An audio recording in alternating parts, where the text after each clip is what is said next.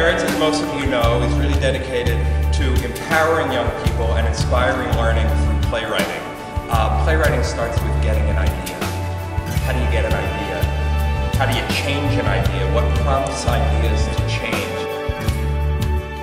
And what we decided was not to just sit and stare at our writing or sit and stare at a computer, but to actually get out in the world, because getting new ideas, changing ideas, transforming, revising, which is what writers are asked to do all the time, happens all around us. So we looked at how revision has happened in neighborhoods, how the city's changed, how buildings have been revised, how some stories get revised. You know, there's the old story and the way the story is always told, and then there's the way we can revise it to tell the untold story.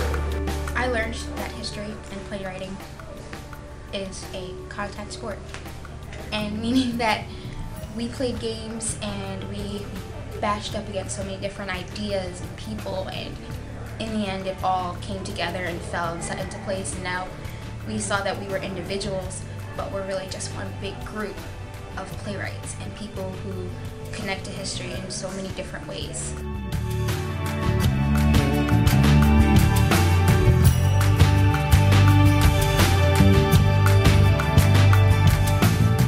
The idea of playwriting, using all your senses to come up with ideas or obstacles, objects, all that.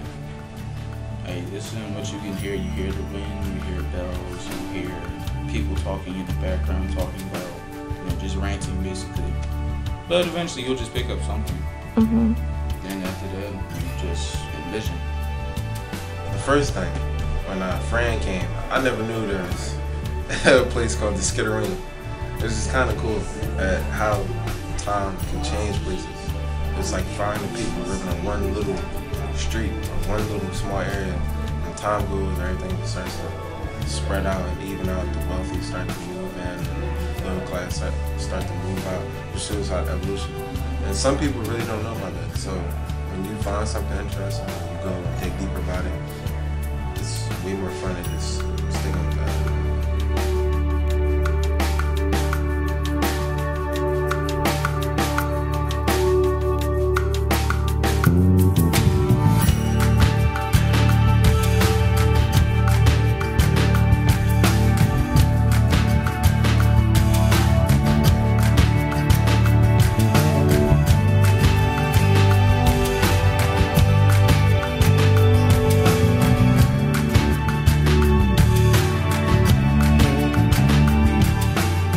History is actually interesting, like when you actually get interactive with it instead of just like reading it.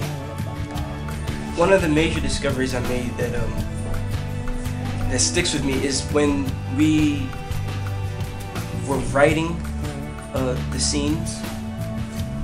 I had to learn that sometimes you didn't have to make certain characters put everything out there. I mean, it didn't have to be really wordy. Like, I noticed I had like a paragraph written for one of the characters, like expressing like her dying love for like one character, and then instead of just having that long paragraph, because someone came at you and it sent you a long little poem in person, you probably like, all right, this is getting old. So I shortened it to about, I think, like a sentence and maybe a half, and it was something really simple, and I was like, and it was a lot more powerful and memorable. It is no use to learn history based on books and videos. I think it's important to travel the building, travel history by yourself, so it creates a clear understanding of history. And did you just... I'm surprised of myself that I can get along with kids that are older than me and share my work with them, even if I knew them only for 2 weeks, and I'm proud of myself on that. I've always been a bit of a history geek, I'll admit it, but like I just said a second ago, it's made me more interested to learn about my city.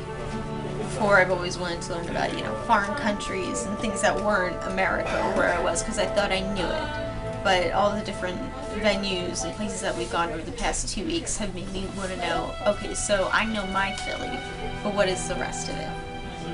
Theater's kind of the we hear all these historical facts, you know, in 1492, Christopher Columbus sailed the ocean blue, things like that. But when you see a play, you don't necessarily hear those stories. You see the emotions, you see the setting, you see kind of the real story. Sometimes it's embellished a little bit to be more dramatic, but you see kind of the realness of life